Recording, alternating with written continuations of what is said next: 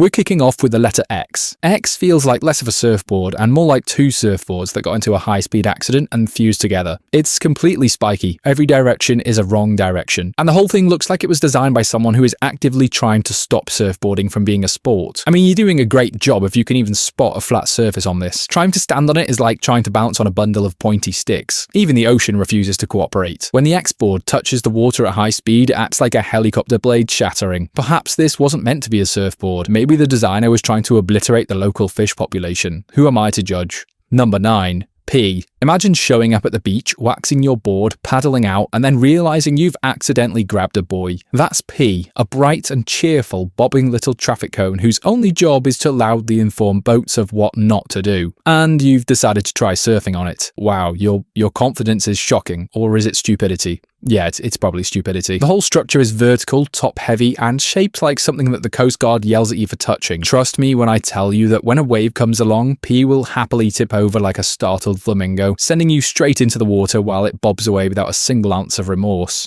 Number 8. U. U is... are these letters even trying? I mean, it's like whoever made the original alphabet didn't even think about the multifunctional needs of the modern-day surfer. All that can really be said for U is that it floats. That's probably worth something, although you will just be sitting there. This big plastic horseshoe is definitely not built to reach any kind of speed. It's more into drifting slowly, like it's waiting for its turn to be useful. It's basically a bathtub, which, when you think about it, are better at keeping water inside, giving you a relaxing candlelit evening, not performing as a surfboard. The fundamental problem is hydrodynamics. Because it has zero sharp edges, it means zero ability to cut into the water. Using this would be more like participating in a very slow, very uneventful flotation demonstration. Number 7. S. Again, barely a surfboard. At this point, you're basically riding a supersized rubber duck without the dignity of admitting it. The entire shape just refuses the concept of direction. If you caught a wave with S, theoretically, somehow, you'd probably be pulled over by the Coast Guard for taking the novelty pedalo into a danger area. But the whole situation would look hilarious from the shore, which is worth at least a few points. Number 6. C.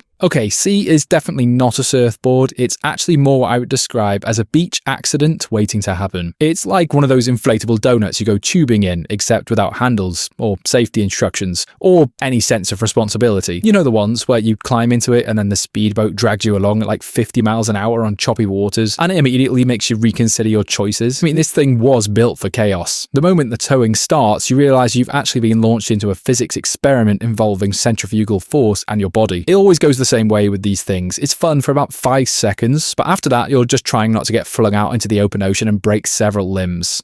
Number 5. Y. Technically, Y could have been a good surfboard. It's got a nice central stem and a decent length. Good weight distribution. Until someone slapped on a fin the size of a small sailboat. And I'm not being dramatic, it is comically oversized. You can paddle on this one, but that's about it. Now, as a self-proclaimed letter physicist, at least that's what my job title is when I meet new people, I've worked out that the moment you even try to steer or simply go too fast, it doesn't work because there's simply too much drag. Wow, sometimes I honestly am baffled by the size of my own brain. On the bright side, if you've given up on trying to learn surfing, let's be honest, like many of your other failed hobbies, you can lay on this board upside down on the beach and use that massive fin as a backrest. Now chill out, relax, and enjoy the sun.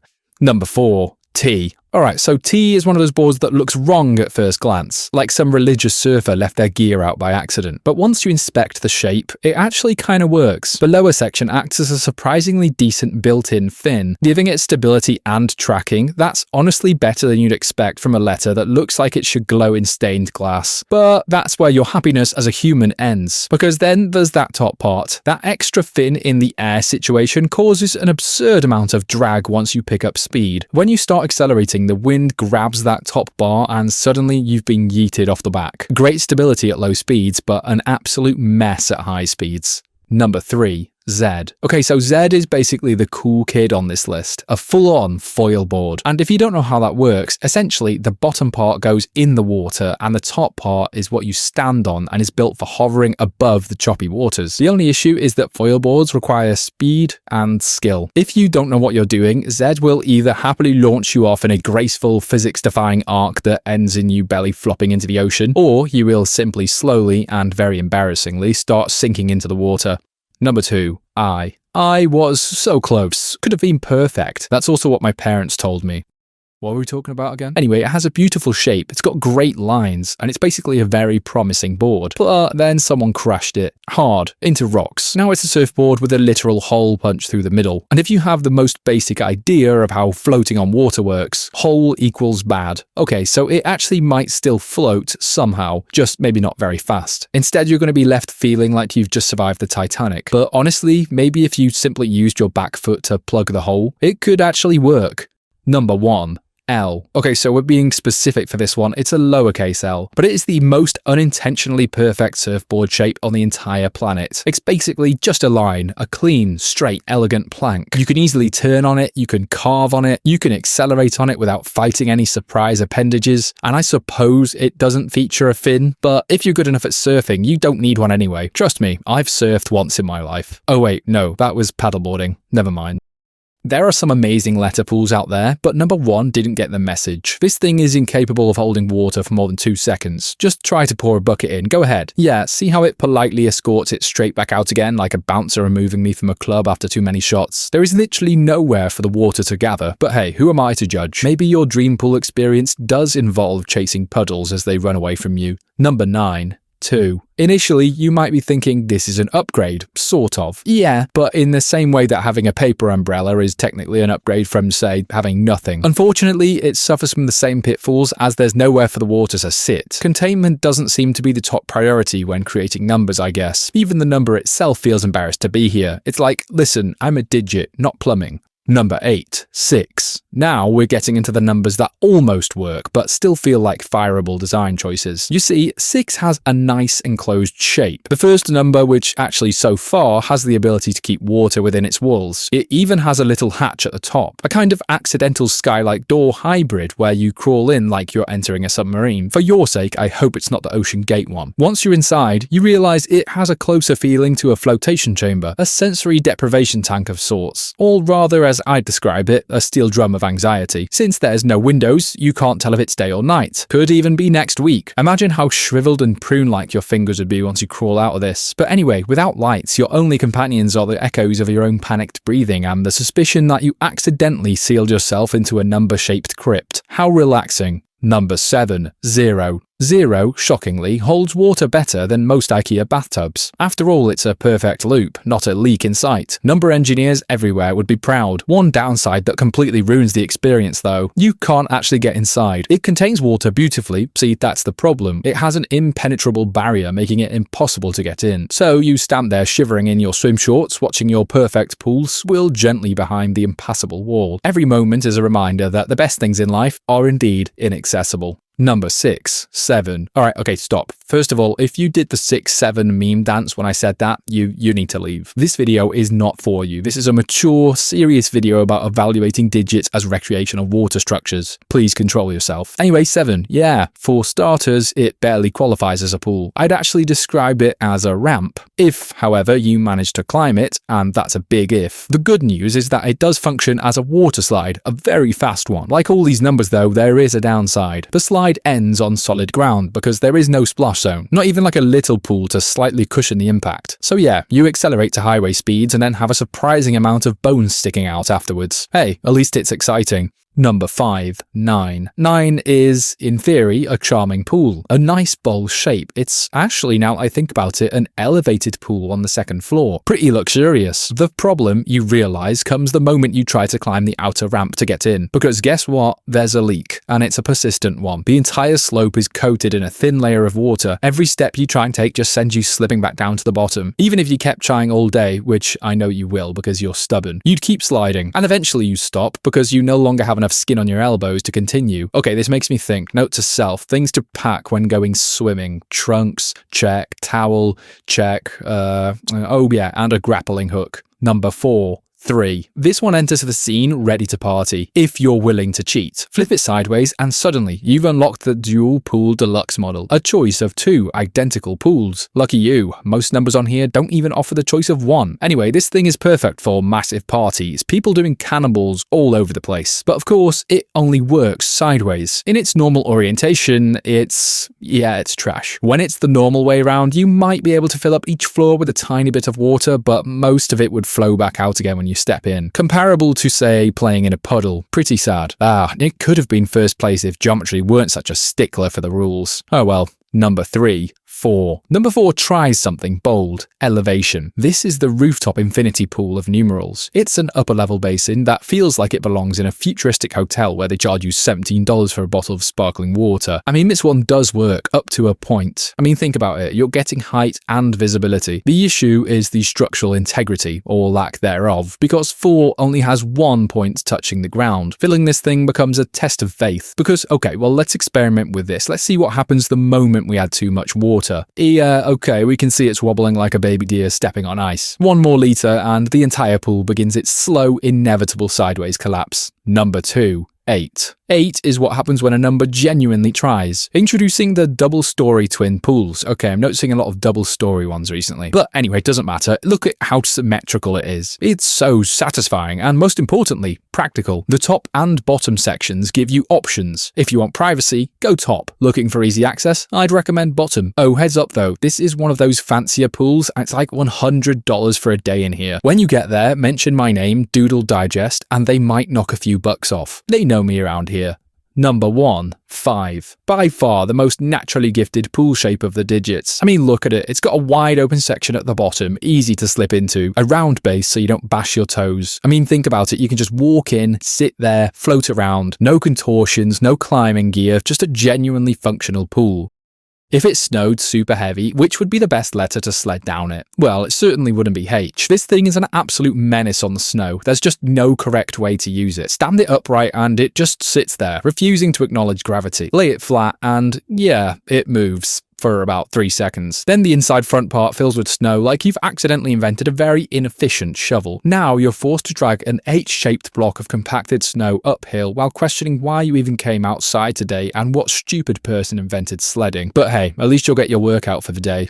Number 9. V. V starts off strong, and you're probably surprised, honestly, that this thing isn't like number 1 or number 2. But alright, let's play this out. If you tip it onto its side and then climb inside, for a moment it feels like you've figured something out, something that other people missed. It's sliding nicely, and it holds you in place, so you're thinking, oh, this might actually work. I'm a genius. How foolish and naive you were back then. Because you failed to take into account the angles of your chosen sled here. It starts pushing itself underneath the snow. Not dramatically, just enough that you get confused and notice you're losing speed. Eventually though, you've tunneled completely into the snow and it looks like you're going to be trapped here for a while. And something tells me this isn't going to end well. Could have something to do with the LiveLeak logo that just appeared in the corner. Bonus feature, flip it into a W and now 2 people can experience this disappointment at the same time. Lovely stuff. Number 8. T. T is one of those designs that sounds good when you say it out loud. Flip it upside down and suddenly you've got a flat platform to stand on and a big pole in the middle to hold onto. Very reassuring, and you can keep trying to tell yourself this was designed on purpose. And to be fair, it does work. A marvel of engineering, if you will. You literally just stand there, grip the pole, and slide downhill without immediately falling over. The problem is speed, or lack of it. That upright section catches so much air, you move like you're wading through invisible syrup. Yeah, sorry, I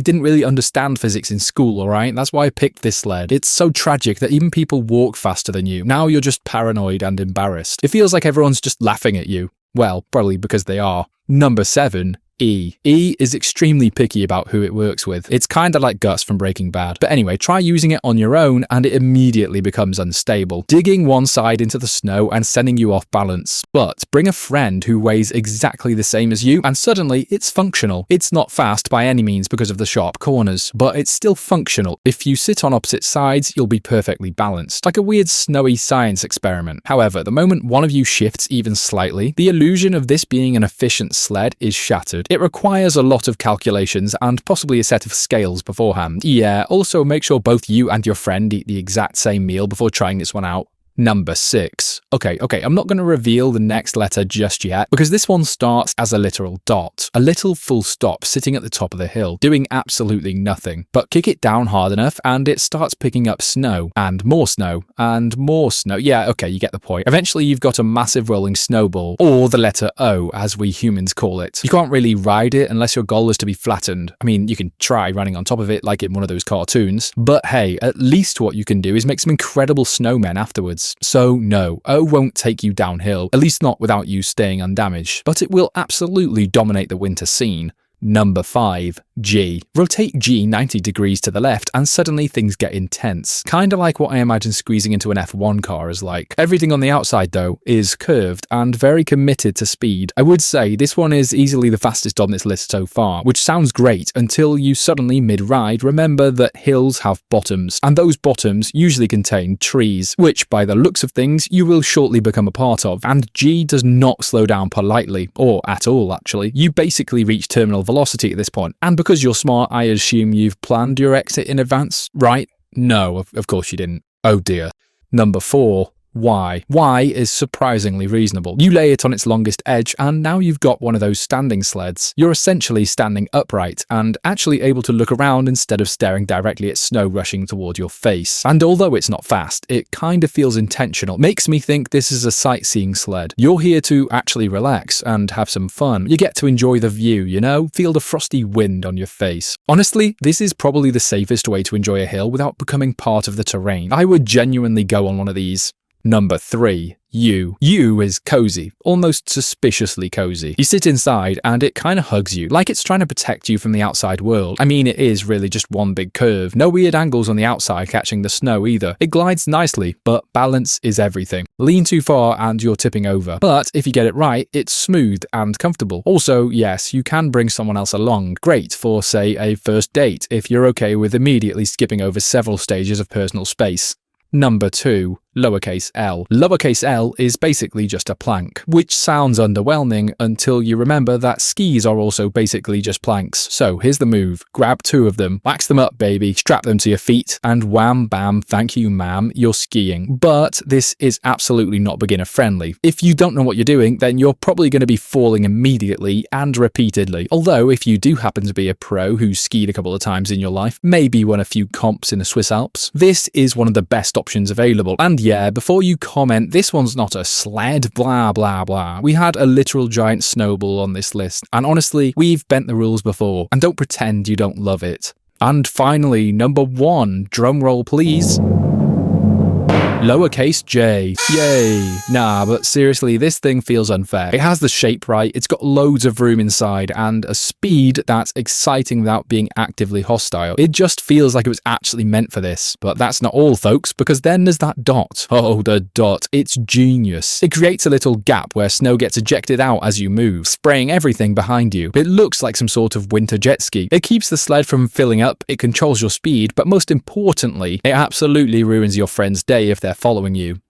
Things that cross my mind when I can't sleep at 3 AM. What numbers would be best as chairs? My conclusion was that it most certainly wouldn't be the number 1. Reason being, it's just a vertical spike. And as we learned from another video involving turning letters into chairs, this doesn't really end well for anyone involved. If you try to sit on it, the situation resolves itself very quickly and very painfully. I think we can all roughly predict the outcome here, and I'm choosing not to animate that, for everyone's benefit. Number 9. 7. You might be wondering why 7 is this low, because from certain angles it almost looks very usable. I mean, there's a flat bit, you've got yourself a bit of height, but I feel like it's better if I just let you figure out for yourself why this one sucks as a chair. So go on, climb up and sit in it. Oh yeah, there you go. And yeah, see how long that lasted? The entire thing tips over instantly because it's balancing on one single leg. You genuinely have better odds balancing on a unicycle whilst holding a bowl of soup. And I'm not even that mad at the chair designer. I'm actually mad at you for even trying to sit in it. But surely you saw it had one leg and thought to yourself, this probably won't work. I'm gonna avoid this seat entirely. But evidently not. Sorry, yeah, that's my bad for assuming you have a brain. Number 8. 0. 0 is basically a yoga ball pretending to be furniture. Like, this one does come with a lot of involuntary movement. Like when sitting down, it's pretty much unavoidable. Not violent or anything like that, but just enough to make you aware that you're no longer in control. Okay, let's break it down. Let's think about the things that you could do practically with this. You could do yoga. Okay, that about wraps up the useful side. Now, what wouldn't you be able to do with this? Let's see. Drinking water, studying, building a house of cards, doing pretty much anything that doesn't involve moving. Yeah, you'd bounce once and then again, and before you know it, you're headbutting the ceiling while your chair rolls away from the desk. It's fun in the way that trampolines are fun, which is not the same kind of fun you want from a chair. Still, I'd be lying if I said I wouldn't want to bounce on it a little bit. Big round objects do that to people. Number 7. 9. Alright, since you've already demonstrated you have the mind of a toddler, this next one was built for you. See, it's a high chair. It has all the characteristics of one since it's elevated and slightly enclosed. So, if you're a baby, this is probably fine. However, if you're not, you're going to spend the entire time feeling slightly unsafe. Not to mention the question of why you're attempting to sit in a baby's seat, being a fully grown adult. It's just kind of embarrassing. But anyway, since there's no real restraint and you're sitting higher than feels reasonable, safe to say, if you lean too much either way, you're going to be breaking a few bones on impact when you fall off. Number 6. 8. Okay, so if 0 was 1 yoga ball, clearly 8 is just 2 yoga balls stacked on top of each other, which already feels like someone ignoring common sense, like balancing on a single ball wasn't hard enough. But no, let's just stack another one on, and now we've got a chair that actively wants to escape from underneath you. I could just picture it now, sitting down and then one side shifts, which causes the other side to react, and suddenly you're on the floor trying to figure out what happened. You were an idiot. That's what happened. Number 5. 2. 2 is interesting because it gives you choices. You can sit on the left curve, the right curve, or maybe even on that little perch underneath and let your legs dangle. None of these options are perfect, but all of them technically work. It's a very do what you want kind of chair. I will say though, if you do choose to sit on the bottom part, it isn't the comfiest. Last time I used this, my neck was aching for hours. It really forces you to sit with your head at a 90-degree angle. So yeah, probably best to avoid that spot, unless you're a gamer, in which case you're probably a seasoned professional at sitting in the worst positions possible for 12 hours straight. Number 4. 5. This is one of the more thoughtful designs on the list. Your experience changes depending on which way you sit on it. Face left and you're basically sitting against a big cube, because this part of the 5 has a right angle. I personally wouldn't choose this option because I fidget a bit much and I like to swing my legs underneath any chair I sit on, and this one is pretty restrictive in that aspect, so negative points from me for that. But if you face the right, you've got a curve where your feet can rest, which is genuinely nice. As chairs go, this one feels like it considered the human body for at least a moment. Number 3. 4. Now 4 is a mixed barrel of qualities. Unfortunately, not all of them good. Let's start with the positive though. It possesses probably one of the most impressive and functional backrests seen in any number so far. I don't care if you're Kevin Hart or a giant like LeBron James. That backrest is supporting all heights of people. Pretty sure even a giraffe would give this a thumbs up. The problem though is the seat itself. Now, okay, I'm not going to get too mad at whoever created numbers, alright? Like, I get it, they weren't going for ergonomics when they created them. But I am slightly frustrated knowing just how good this one could have been if they'd just given it a few more inches. That's all I need, just a few more inches. Wait, what? Oh yeah, we were talking about the seat base, right? It's very short. Nothing else. It's just the seat base that is too short. Moving on, you can only fit part of yourself on it, and the rest of you is just sort of hovering. This works in the same way that bus shelter seats work. I feel like they're more designed to lean on, like its sole function is for waiting. It's not something you choose for relaxing. Number 2. 6. Again, another one with such great potential. The seat is rounded and cushioned in a way that actually feels pleasant. After sitting down, you're nicely surprised to find that your weight is distributed nicely. But as you may have figured, there's always a downside, which unfortunately makes it narrowly miss out on the number 1 spot. The issue is once again with the backrest. I've got to stop shopping at Number IKEA. Only they would sell a chair with a backrest so bent at an angle that somehow it lines up perfectly with the back of your neck. Like, not your shoulders, not your back, your neck. So instead of relaxing, you're constantly being prodded and you're stuck constantly readjusting, leaning forward slightly and just trying to escape the pressure. Number 1. 3. If you suspend it off the ground, it becomes the perfect egg chair. Take a seat in the lower curve and it gently rocks back and forth, which is exactly what you want from a chair you plan on using for more than 5 minutes. It's so comfortable that you could probably actually fall asleep in this thing. In fact, I might even replace my bed with one of these things. At first glance, you feels like it might actually work. Yeah, right, this thing was doomed before it even went in the ground. After lowering it in, you take a step back and realise you put it in upside down, but already can't be bothered to change it and your city just got nuked, so in you go, great. Now let's pour in the dirt. As it fills up, you realise there's nothing above you to stop that dirt from falling straight into your living space. Everything inside, including yourself, just gets buried. Your supplies, your bedding, you're probably going to be sleeping with the worms tonight. So yeah, certified safety rating of 0. Just think, when archaeologists of the future dig up your bones from the dirt, they'll immediately know you were an idiot based on the way you buried your shelter the wrong way round. Number 9. I barely qualifies as a bunker. While the dirt is being poured in, it gives you a small moment of protection. You know, from that little sticky out part at the top, it's almost like it's wearing a baseball cap. Once everything settles though, you're basically surrounded by earth with no separation. Dirt presses in from every side because there's nothing to stop it. You don't have walls, so much as a vague outline of where the walls might have been. I guess maybe this was like a prototype of a bunker. Maybe this was just one of the support beams, but the rest of the walls and stuff just got lost in transit. So maybe this one wasn't entirely your fault. Let's blame Amazon Prime instead. Number 8. H. H is the first one in this list that doesn't instantly kill you, which, believe it or not, is the main aim of most shelters. When it's first installed, it feels solid. I could just see it now, you staring proudly at it like a dad with a new grill. It's got side walls, a roof, and enough space to move around without crouching. For a while, it does exactly what you want a bunker to do. The problem is time. See, we don't know how long this nuclear crap could last. It could be years. And over that time, dirt settles and pressure increases. Small weaknesses become big problems. Think about it. Week 1, it's a little crack in the wall, but month 3, and it's a massive crevice. And that slow realization that your roof might give up is not something you want during a bombardment. Eventually, the ceiling starts to look suspicious. You notice sagging, and eventually, yeah, it caves in. Number 7. G. G is half committed. This one's a bit interesting because you install it partly into the ground with the lower section buried and the tail sticking out above the surface. The underground portion actually gives you a decent protection. You can feel shielded from impact and debris. The issue is that exposed section. It's not exactly subtle. It's highly visible, and visibility is bad in this scenario. It also creates a weak point for anything you're trying to keep out, whether it's radiation, debris, or unwanted attention. G works, but it also advertises itself, which feels like a design flaw. Number 6. E. E finally gives you something that feels engineered, as if the designer looked at letters like I and U and realized these are failures to learn from. Ladies and gentlemen, we have flat floors and straight walls. You can put things down without them rolling away. Wow, this is revolutionary technology. Now you can organize your canned chicken tendies. Stack them up, buddy. The downside, though, is the dirt's persistence. Over time, soil pushes in through every possible opening. So corners start filling up, edges are starting to get clogged. Put it this way, you'll spend a lot of time shoveling dirt back out of the spaces you just cleared. E keeps you safe, but it also gives you chores, and they are constant ones. So you'll be surviving, but you're going to be busy doing it. Number 5.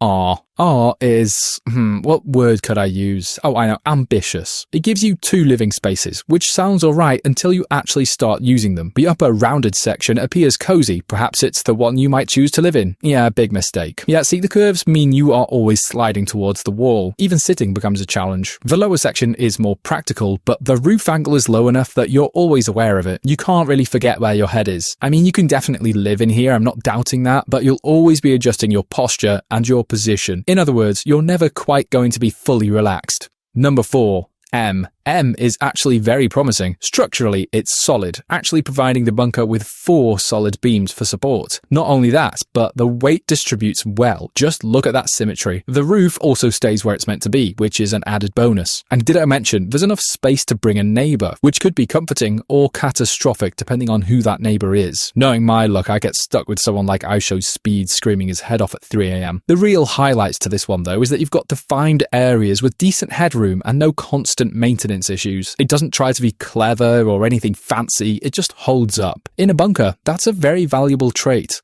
Number 3. N. If you're willing to sacrifice company, in other words, you've just remembered you're extremely introverted and hate most human contact, N becomes a very strong choice. You get a lot of space, more than expected actually, and the angled structure does a great job of keeping you intact. There is a downside, of course, like with all these designs, which is that the floor is just bare ground, which isn't luxurious, but it's much more favourable than having dirt absolutely everywhere. In terms of practicality, you can lay things down and move around, and nothing is slowly collapsing. N feels stable in a quiet and reliable way. You lose the option of bringing someone else, but you do gain peace and a structure that doesn't keep you up at night. Number 2. O. O is almost ideal. The shape distributes pressure evenly, which means nothing caves in. And hang on, I feel like my logic is tight there. Like, I swear I remember an experiment where someone stood on a single leg and it didn't crack. I might be making that up, but you get my point. You feel protected from all sides is what I'm trying to say. The issue is the interior. It's one big circular room and the floor has a slight curve. I can't put anything down in here without it automatically being rolled back to my feet. You'll find yourself repositioning things just to keep them where you left them. Still, those are small problems. You You kind of forget about those as you hear the constant bombardment from above. As far as bunkers go, O does almost everything right. Number 1. A. A is the clear winner. The structure naturally deflects dirt away from the interior, so nothing from above or the sides forces its way in. You get 2 levels, which immediately makes life underground more manageable. The upper section has a small gap that works perfectly for storage, so food, supplies, things you don't need constantly can be stored in there. And that lower section gives you a proper living area with a flat floor and enough room to function like a person instead of a panicked animal. Point being, if you had to bury yourself and wait out the worst, this is the shape you'd want surrounding you.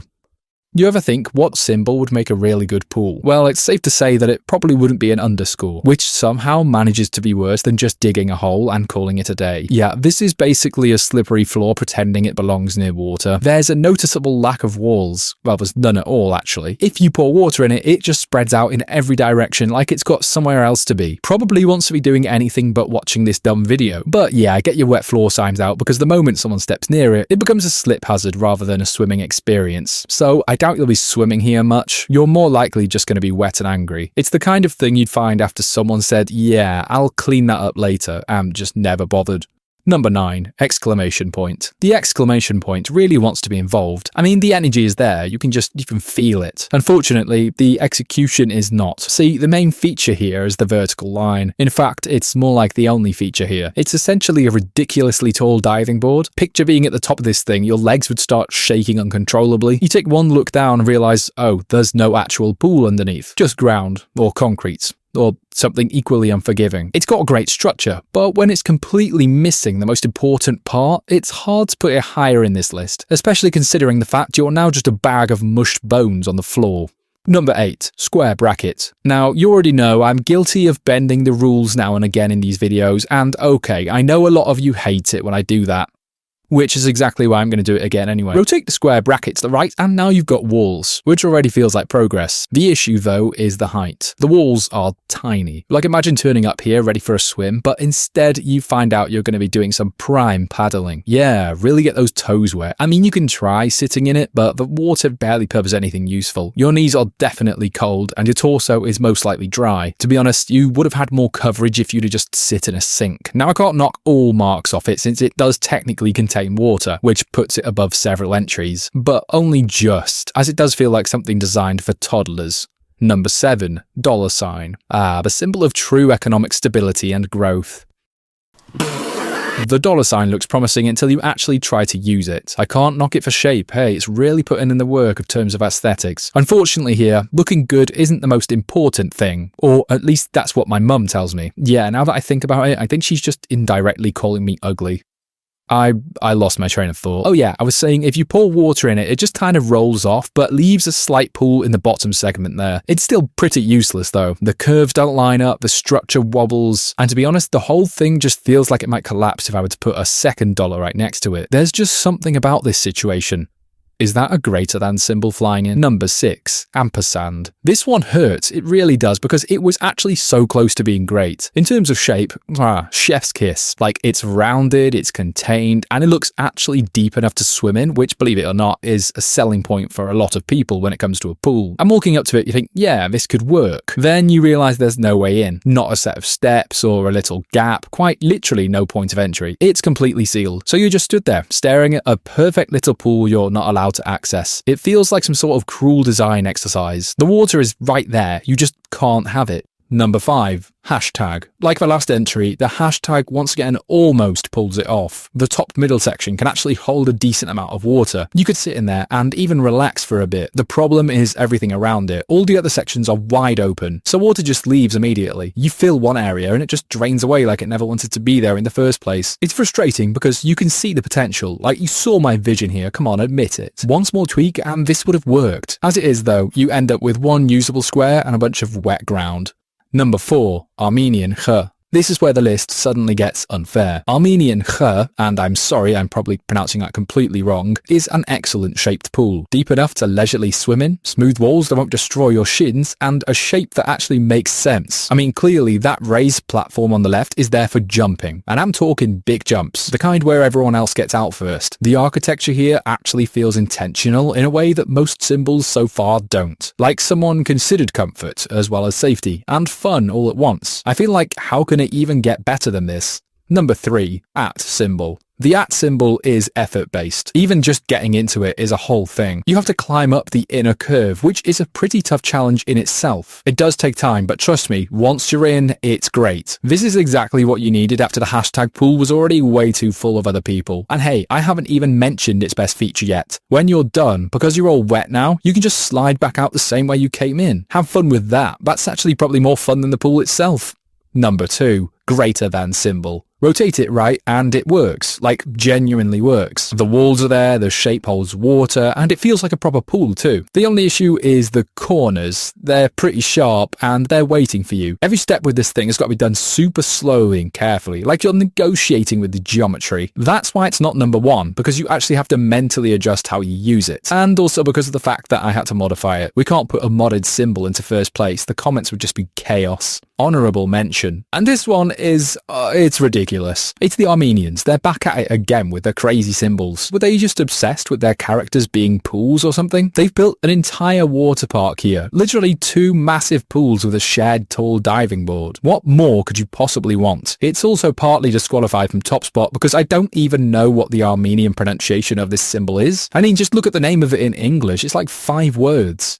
Number 1. Integral symbol. Oh yes, it's built for people who enjoy a bit of risk. So it is a pool if you look at the bottom there. It's just completely overshadowed by that absolutely massive slide that leads into it. And just a heads up beforehand, you probably will reach terminal velocity on this thing. This whole contraption feels like something you find on holiday where the rules are technically written down somewhere but no one checks. And when you hit the pool at the bottom, I half expect all the water to be flung out to the side as well as your entire body. Enjoy your trip to the emergency room. I heard it's particularly decorative this time of year.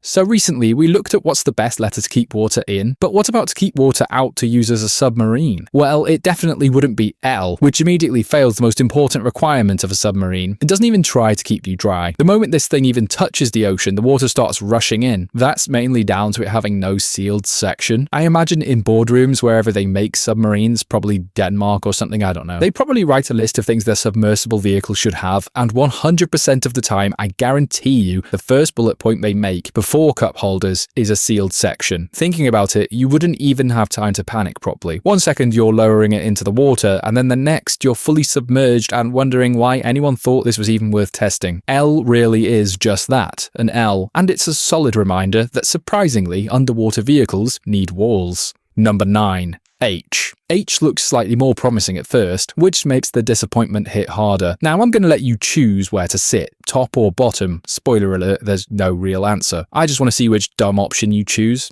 Oh, okay, you've chosen top. Interesting choice. Let's just see how this plays out. Okay, fellas, bring it in. Let's pour over the water.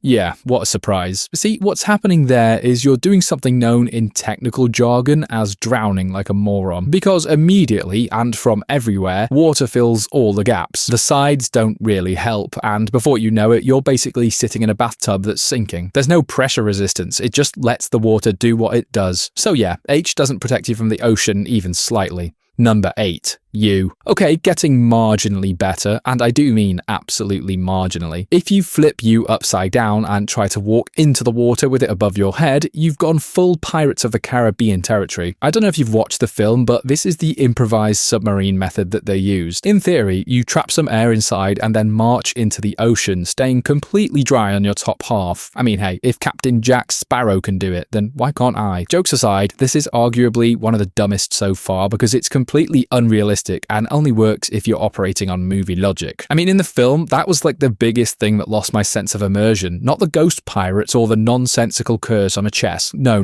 it was the unrealistic boat physics. That just crosses the line. Anyway, for most people, this is just a slow way to get wet whilst pretending you had a plan. Number 7. A. A is the first letter on this list that actually gives you a dry space. It's not a big one by any means, but it counts. The enclosed section keeps water out, which already puts it ahead of most entries. Stick a couple of propellers at the base of the A and you've got something that can actually move around a bit. Although, obviously, the problem is space, or rather lack thereof. Yeah, cabin room is extremely limited. Wasn't exactly built with human anatomy in mind. I'd say there's a good chance you're going to be getting very well acquainted with your knees. Put it this way, when you get back out of this thing, you're probably going to be stuck in that tuck position for a while. Still, it works. It's uncomfortable, but it's functional. Number 6. O. O makes a lot of sense from an engineering standpoint. Alright folks, sit down and shut up, it's physics lesson time. You, talking in the back of the class, get out. Okay, now that that clown's gone, listen to this. Submarines deal with immense pressure, and circular shapes distribute that pressure evenly. That's why real submarines use cylindrical or rounded hulls. O can handle being deep underwater without collapsing in on itself. It's perfect for slow exploration, especially for filming sea life or cruising along the ocean floor. You might have even seen a David Attenborough documentary filmed by one of these things. But of course, like all letters that weren't actually designed to be submarines, which is all of them, there is always a big pitfall. One word: movement. Because of its spherical shape, it doesn't slice well through the water. Any voyage in this one is going to take at least several hours, considering you're moving at a relaxed pace, roughly comparable to a jellyfish that's not in a hurry. Number 5. D. This one's surprisingly practical. You get a decent amount of interior space and, importantly, a flat floor. That makes a huge difference when you're trying to place equipment like navigation systems or seats or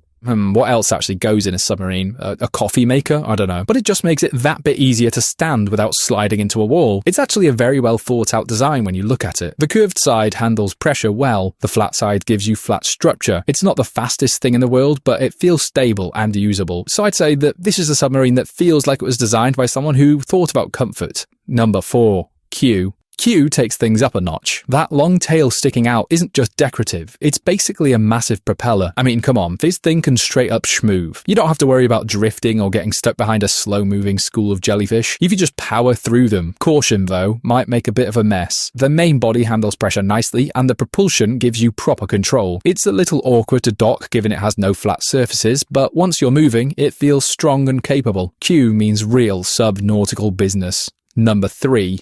P. P is small, but that works in its favour. It's nimble and easy to control, making it absolutely ideal for short trips. It's kind of like the Toyota Supra of submarines. This feels like the kind of submarine you'd rent on a holiday for an afternoon. You know, you're not going deep diving or anything like that, or even staying down too long. I doubt this thing even has oxygen tanks big enough to last you longer than 30 minutes. So, whilst you're having a good time looking at coral reefs, try not to forget that. Could end badly. Other than that, everything else is close, controls are within reach, and you don't feel like you're fighting the vehicle. Yes, it's simple and effective, but most importantly, it's fun. Number 2. R. This is an improvement on A in almost every way. For one, you get more cabin space, which immediately makes longer journeys more tolerable, especially if there's annoying kids in there with you. Secondly, the shape allows for dual propellers, giving you better speed and control, so you can actually explore at a decent pace without feeling rattled or cramped. It's comfortable enough to stay in for a while and fast enough to feel capable. All in all, R feels like a suitable exploration submarine rather than a novelty. Number 1. B. And finally, this is the real deal. 2 distinct rooms that give you space for operating systems and actual living conditions. The shape handles pressure well, and the 2 separate compartments make sense for all the crew on board. This could be used for long trips or more scarily realistic reasons like naval invasion. With the way things are going today, hopefully not anytime soon. But anyway, if you had to go underwater and stay there for a while, B is the letter you'd want wrapped around you.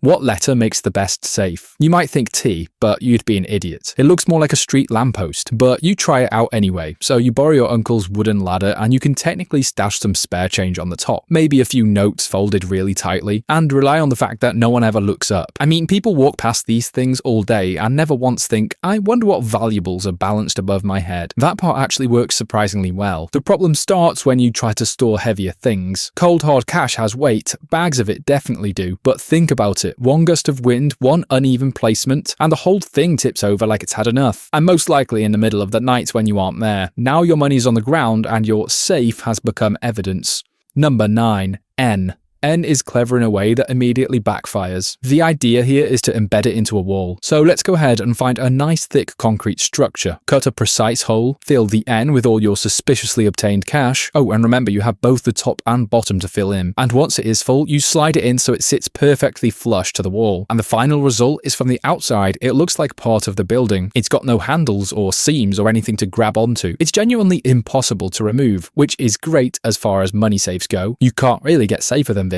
Until the day that your rent is due and you remember that you also can't get it back out. At this point, it's actually stopped being a safe and more just a donation to the property. A little tip on how to get it out, I hope you like working with explosives. Number 8. E. E is what happens when you mistake shelving for security. This is the equivalent of walking into a supermarket, choosing an aisle, and deciding that's where your money lives now. You place your cash on the various horizontal sections and feel organized for about 5 seconds. You can neatly face up all of the money. You can fit a surprising amount on there. Looks lovely, but there's no lid, no lock, and no deterrent. Anyone's grandma doing her weekly shop could walk past and see everything. Yoink! On the plus side, it's very easy to access. On the downside, everyone else thinks the same thing. Number 7. I. Now this is the minimalist option. It's as if you take a plank or a piece of cardboard and then slide your money underneath. That's literally it. That's the system. It's not secure in any meaningful way, but it also doesn't draw attention. Thieves are actually usually looking for something obvious, and I doesn't scream valuables here. It just looks like a homeless person's abandoned sleeping area. That might actually work in your favor. Still, if anyone accidentally nudges it, it will be the best day of their life. So yeah, this is less of a safe and more of a gamble based on human laziness. Number 6. H. You can imagine H as a joint bank account, because you do get 2 compartments to store your valuables in. The bottom section is where you put everything you care about, things like cash, documents, maybe your overpriced Lego sets, and it's enclosed enough to feel secure. The top section, on the other hand, is wide open, and that's where you put the belongings of people you don't particularly like, but have to put up with. People like annoying co-workers, distant relatives, that one friend that never pays you back. Their stuff goes up top, visible to everyone. If someone comes along and steals it, that's not really your problem. I mean, in an ideal scenario, a drone shows up and airlifts the entire top section away. H protects what matters by sacrificing everything else. Number 5. X. Yeah, this one only really works on one side. So, thinking about it, why would they name a whole website after this one? Haha, yeah, funny. My humor is just getting worse. But anyway, after it's been placed down, the bottom section keeps whatever's underneath relatively safe. It is accessible, although it is a bit unconventional. Yeah, you're gonna lift it and rotate it 90 degrees every time you want to get something out. Kinda like a revolving door, but for your cool stuff. Then you put it back down again on a fresh pile of cash so that it's now protected instead. It's a constant rotation system. The flaw, though, is obvious. Anyone can do this. A thief doesn't need tools or planning, just the ability to turn an object. So even if it's a chimp that shows up, you're still getting robbed at banana point. Number 4. O. O looks brilliant, and you're probably shocked that it's not number 1. I get why. I mean, it's completely enclosed. It has no seams or obvious way in. I'm sure you'd put all your belongings in and feel very confident. You never learn. See, what you forgot to take into account is that you live on top of Mount Stickmore, and because O is round, it means it rolls. Yeah, you don't need to be a genius to see where I'm going with this. Unlike your safe, which you didn't see going, as it rolled away whilst you were dreaming about your Club Penguin days. And as you wake up the next morning after discovering Club Penguin was taken down years ago, the next bit of horrifying news is revealed as you realise your entire life savings has quietly left in the night. And knowing you, being a smart saver, you filled it with gold and other heavy precious metals, meaning it's now a massive, unstoppable object causing damage as it travels, destroying cars, fences, small buildings. If you do actually ever manage to recover it, you'll probably need the money inside to pay for the destruction it caused. Number 3. A. A is pretty solid, but limited. The top segment gives you a small enclosed space that works well as a safe. You can fit a pile of cash in there, maybe 2 if you stack it neatly. However, you'll notice that the space is extremely tight. It fills up very quickly, and once it's full, that's it. There's no expansion. There's no secret extra compartment like you get with some of these things. It's just simply designed for people who don't have much money, and by the time you've saved up enough to worry about a bigger safe, inflation has already done its thing. So congratulations, you protected your money perfectly, and it's still worth less than when you started. Number 2. W. W has some serious defensive energy. Right off the bat, you're overfaced with tall walls, like really tall. Seriously, I mean, it's more of a fortress. It also comes with a deep interior as standard. Just think about the money pools you could make in this thing. Dive deep into the pennies like you're Scrooge McDuck. This all works very well, unless the person breaking in brought a specialized piece of equipment, known in technical jargon as a ladder, which even the dumbest criminal probably would bring. Still, you can improve it, add some barbed wire along the top, make it a bit unpleasant to climb over. Ooh, or even better, place an M on the top and suddenly the open gap disappears. Now it's enclosed, which to be honest should have been the main priority of this safe in the first place. Number 1. Q. Q is the full package. It's raised off the ground, which already helps. Once you've placed all your bits and bobs inside, the entrance ramp can be coated in oil to discourage climbing. Anyone who tries is going to get very greasy and start sliding all over the place. The main body is sealed from all sides, so there's no easy access point. It can't roll away because it's anchored into the ground, which immediately solves O's biggest issue. And inside, there's plenty of space. Enough for cash, documents, diamonds, probably something you forgot you owned. Q really feels intentional, like someone actually designed it to protect things. If you're serious about keeping your money safe, this is the letter you'd want doing the job. You need a new bed, but you only have letters to pick from. So which are you choosing? Well, it probably wouldn't be A, which somehow manages to feel hostile before you even lie down. It's giving aggressive street furniture vibes, the kind of thing councils installed specifically to stop people sleeping on it. Every angle just feels like it's daring you to try. And not even 1 second after lying on it, I guarantee you'll immediately regret trusting geometry. There's no flat surface that wants to cooperate with the human body. Like, if your back was already bad before this, you're 100% going to need a chiropractor after. In fact, if you try jumping on this bed, you're probably going to need an ambulance as your back snaps. Worst bed on the list by a mile. Number 9.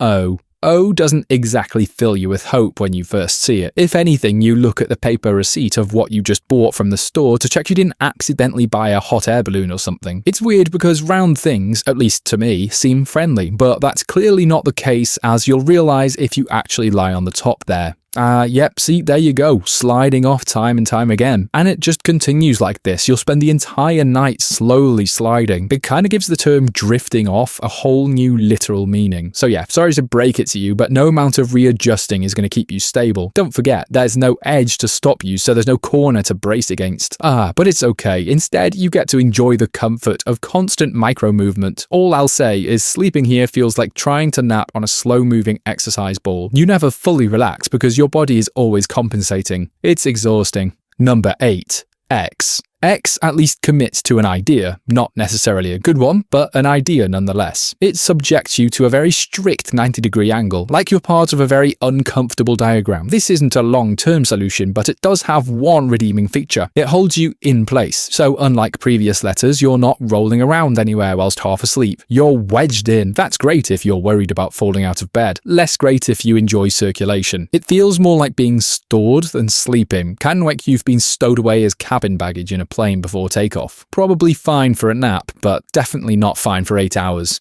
Number 7. N. N stands for night, so I've got faith in this one. Although, now looking at it, I probably shouldn't. First of all, how are you even meant to lie in this thing? At a 45-degree angle? Surely not. Well, I suppose this turns sleeping into a weird standing simulation. The only other way I can think to do it is lie with your head at the bottom, which of course introduces a whole new set of problems. All the blood is going to rush to your head, so your face starts to feel a bit strange, maybe a bit tingly. Yeah, that can't be a good thing. And then you do start to wonder how you're actually meant to get back out again. All of a sudden, I feel like this is turning into one of those cave diving videos where an idiot gets stuck upside down and is trapped there forever. This bed just feels like it's daring you to pass out just to see what happens. Number 6. T. Alright, T actually possesses something that all letters so far have not got. What's that? I hear you yelling? Why, it's a flat surface, which is personally something I look for in a bed, believe it or not. And if you're someone who sleeps like a statue, this could almost work. So long as you place yourself directly in the middle, you'll stay balanced and have a wonderful night's sleep. Unlike some people though, we all know you cannot sleep completely still whilst you're wriggling around like you're trying to get out of a straitjacket. And with all that movement, the whole thing starts to wobble, and then inevitably it all comes tumbling down, making that dream where you were skydiving with no parachute have a painful ending. Like a sensei in a temple, it's a bed that demands discipline. No dreams allowed. Number 5. U. U is misleading. Reason being that when you lie down, it cradles you nicely. With there being support on both sides, this thing feels like it's the coziest thing in the world, and you decide to change it to number 1 in the list. But about 10 minutes later, you go ahead and undo that decision because, as you'll realize over more and more time, this type of shape is not a comfortable resting position for hours on end. See, unless you're a cat, your back is going to start complaining at you. The curve that once felt oh so cozy gradually starts to feel completely wrong. Your spine doesn't know what it's supposed to be doing. You start shifting around, trying to find a position that works, and slowly realize why more beds are flat. This one is fine for a short rest, but overnight, forget about it. Number 4.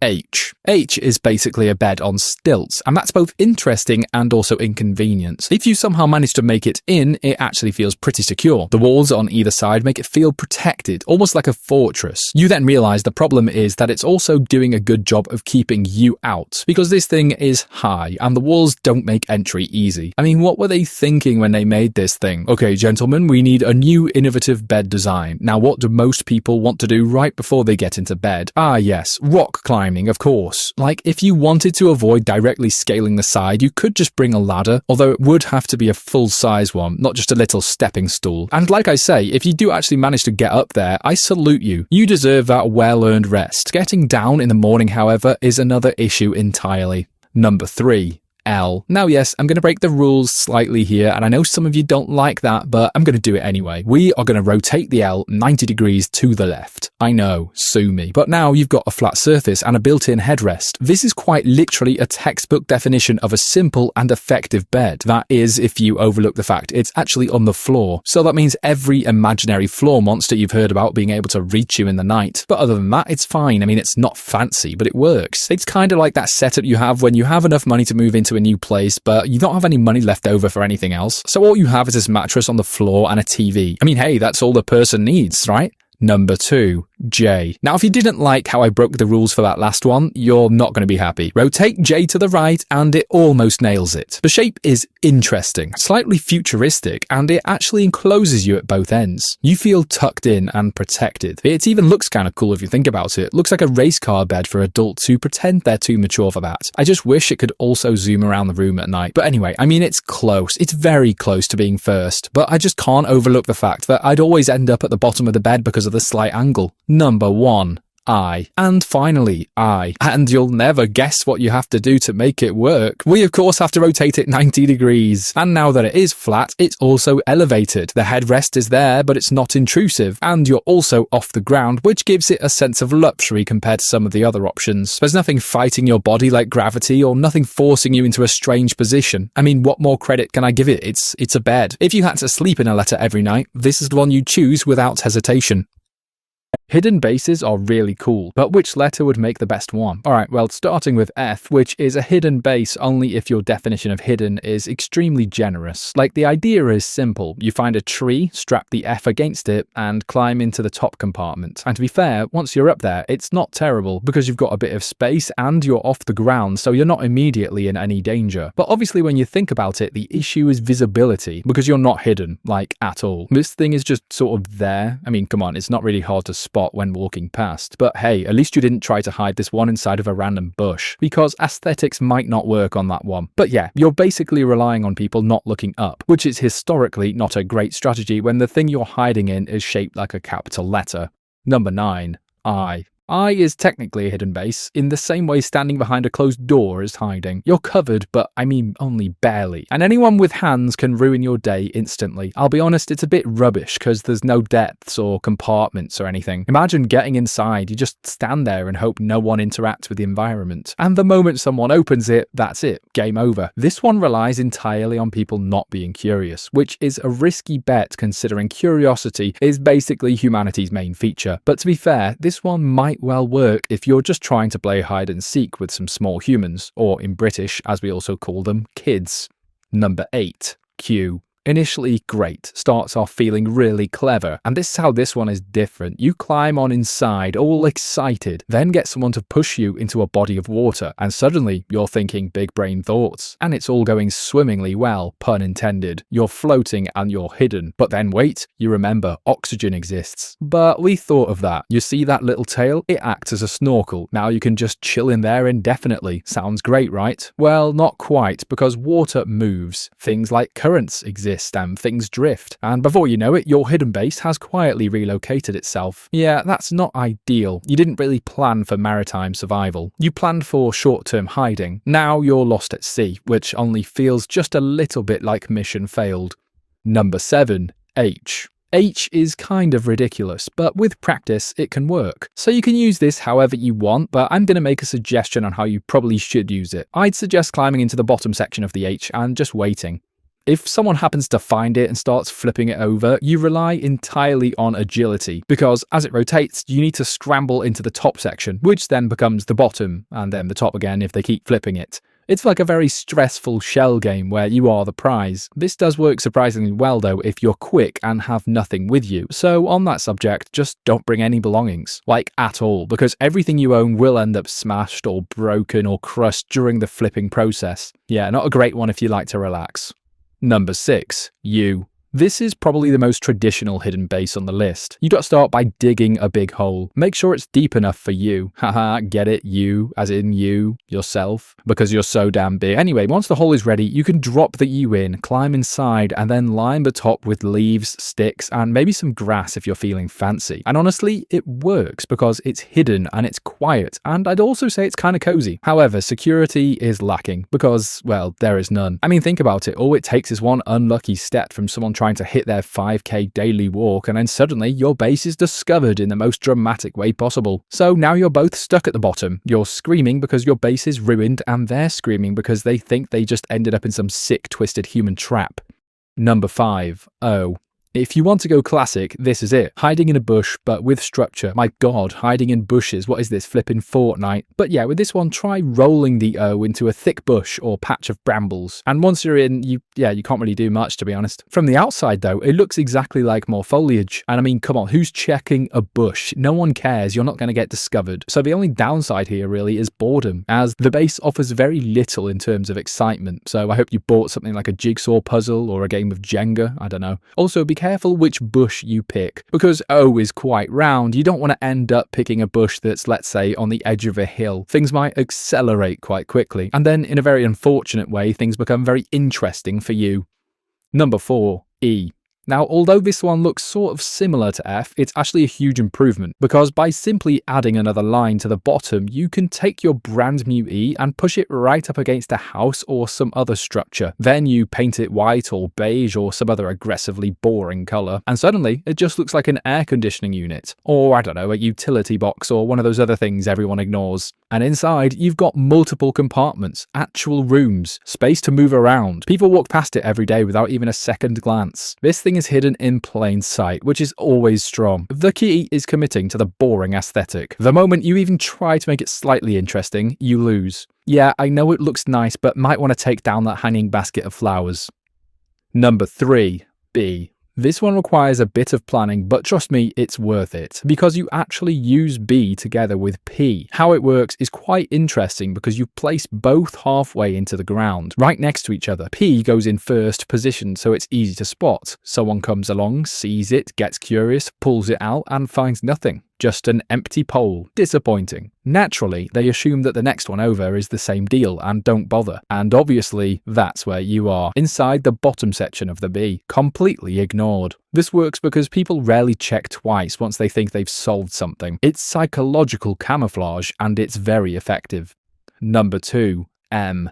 M is actually quite solid. If you can find somewhere to put it where it's quiet and inconspicuous, grab a friend and climb inside together, it's basically a dual tent. You've got a bit of room, shared space, and enough structure to feel safe. The real bonus comes if you use more than one. Line them up and suddenly the whole area looks like one of those anti-homeless spike installations, and people avoid those on instinct. No one questions it. Now you've got a whole group hiding out together and everyone just walks past it without thinking twice. It's sad, really, but extremely effective. Think of this one as like the best version of your childhood dream then. Apart from the homeless bit, of course. Yikes.